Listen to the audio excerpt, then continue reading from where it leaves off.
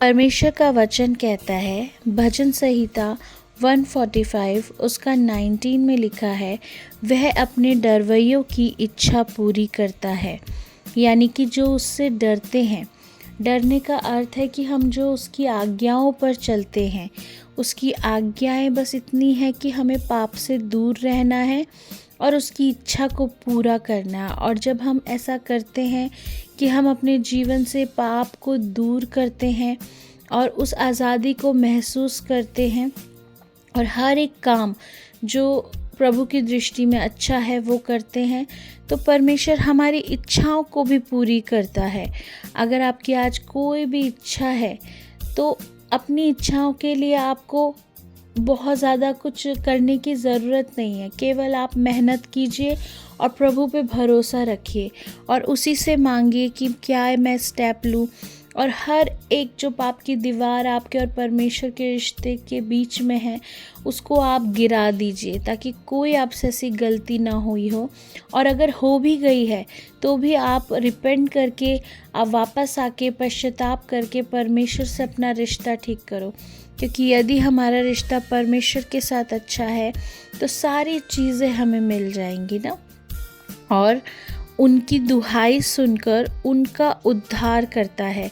तो जो ऐसा काम करते हैं, मतलब जो परमेश्वर से डरते हैं, उनकी इच्छा तो परमेश्वर पूरी करता ही है और उनकी दुहाई सुनकर उनका उद्धार भी करता है।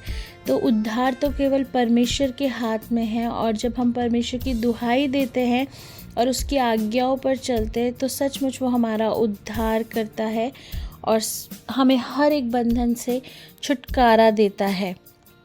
आगे लिखा है, यहोवा अपने सब प्रेमियों की तो रक्षा करता, परंतु सब दुष्टों का सत्यानाश करता है।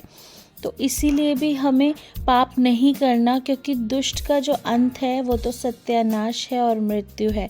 लेकिन जो कोई इंसान अपने आप को पाप से दूर रखता है और परमेश्वर के प्रेम में चलता है और जो आज्ञा प्रभु ने दी है वो करता है, तो वो उद्धार को पाएगा।